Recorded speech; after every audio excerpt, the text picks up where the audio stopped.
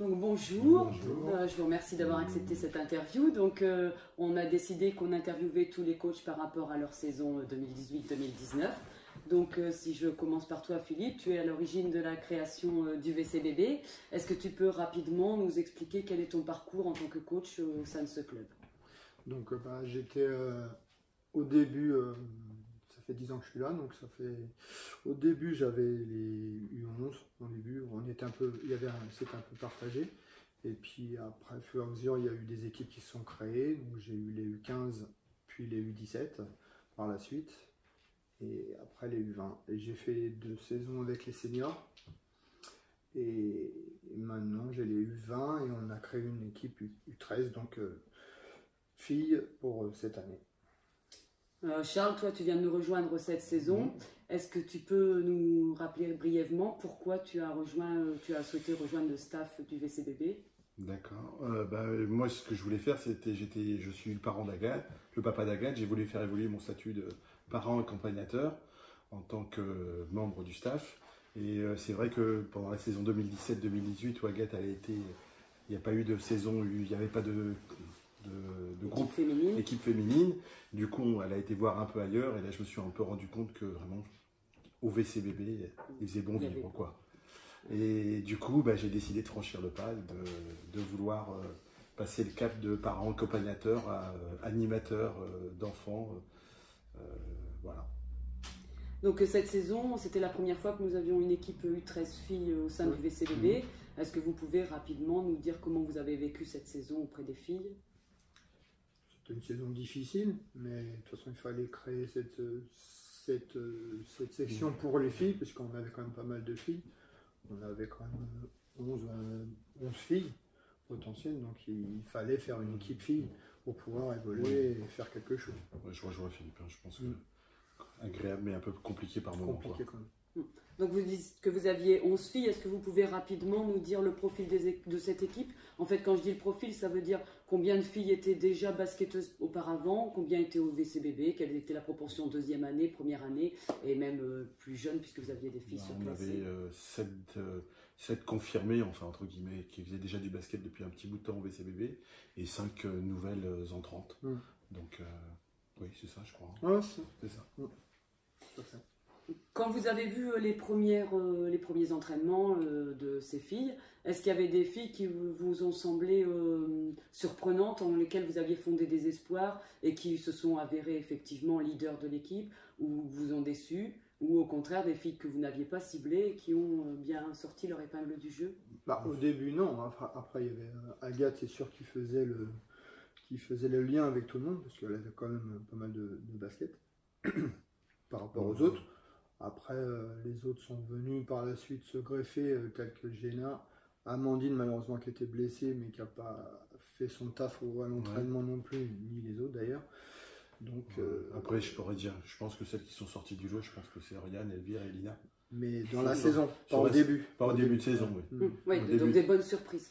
Oui, je pense que Oriane, Elvire et Lina, pour moi, c'est des bonnes surprises de voir même Lina en fin de saison, qui s'est un peu plus révélée par rapport au début de saison, où elle apprenait le basket, donc c'est un peu logique. C'est ces 3 filles qui ont fait pour moi, qui sortent un peu du lot. En début de saison, on avait fixé des objectifs pour chaque équipe. Donc vous, c'était encore plus dur que les autres équipes parce qu'on partait d'un inconnu, de rien du tout. Est-ce que dans les objectifs que vous étiez fixés, vous avez réussi à construire quelque chose? Est-ce qu'il y a des choses que vous avez laissées de côté parce que le travail était trop important? En fait, on est resté assez souvent sur la contre-attaque et ça a porté ses fruits qu'en février-mars, réellement. Oui. Et je pense qu'on est resté là-dessus, parce que de toute façon, les filles n'étant pas réceptives forcément, moi je dirais je pense qu'on a réussi quand même à créer une bonne cohésion d'équipe par rapport à ça. Par rapport au début de saison où tout le monde ne s'entend pas encore avec tout le monde, mais je pense que le collectif est quand même là. Même si par rapport entre les débutantes et les un peu plus confirmées, il y a encore un peu d'hésitation à vraiment jouer un vrai collectif ensemble, mais je pense qu'on n'est pas loin de la vérité, quoi. Sur le côté collectif.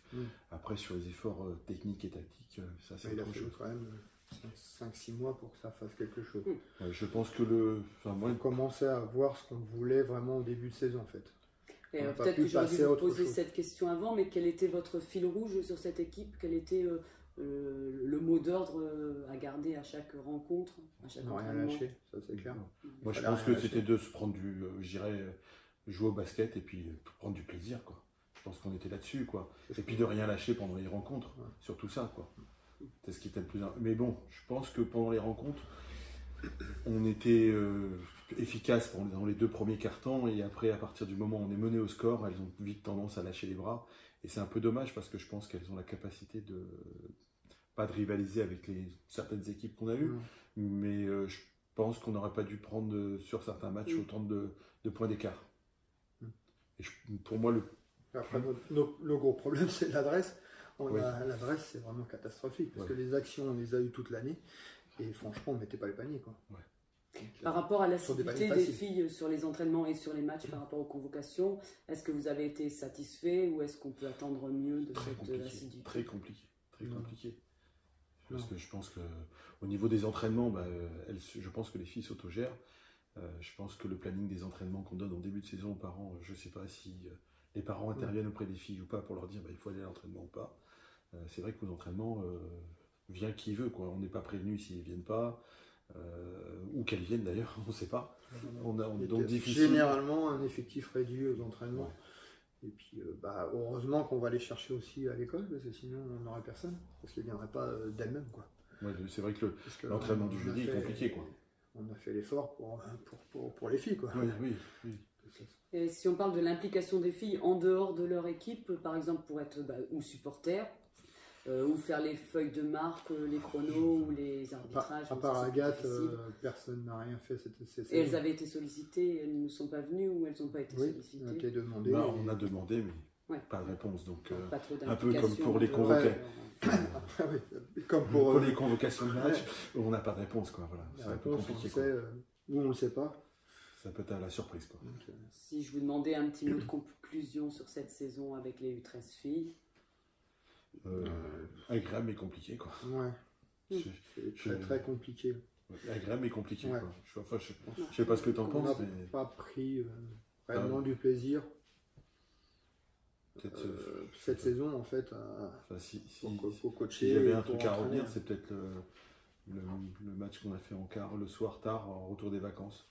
Où ils ont fait un match où on n'avait rien à dire quasiment. En coupe? En coupe, ouais. En coupe. Je pense que c'est... et la demi-finale de coupe contre Tremblay où elles se sont bien battues à 6 et ils sont bien donnés. Et c'est vrai que là, on peut dire qu'on avait... C'est ça qu'on doit retenir, deux matchs intéressants pour elles comme pour nous. Merci d'avoir répondu à cette question. Merci.